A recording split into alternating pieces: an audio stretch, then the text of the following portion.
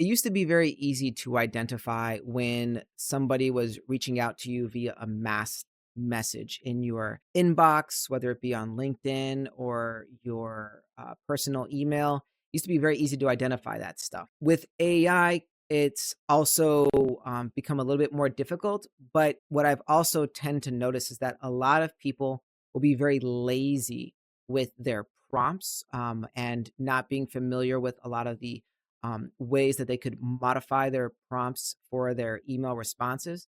And as a result, there's actually a number of things once you get enough of them that you start to recognize as common patterns, especially if you yourself are utilizing AI for some of these initial messages, because you shouldn't just take it point blank, copy and paste. Because the general masses, that's just not applicable and not the best way of doing things. But for example, you will commonly see terms and phrases like, I hope this email finds you well, because it does find you well every single time.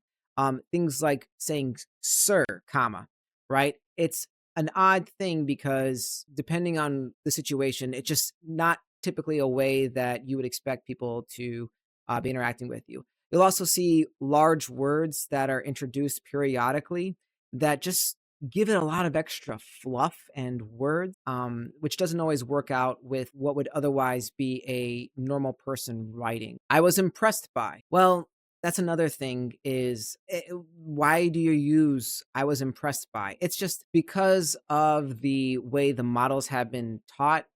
You're going to see a lot of things be repeated more frequently so that the randomness and the temperature don't always have a large variety, especially when it comes to things that are very common, like emails and cold outreach. A really interesting one is best regards. For whatever reason, apparently that's one of the most common endings, best regards. So those are all by themselves, not any particular red flags.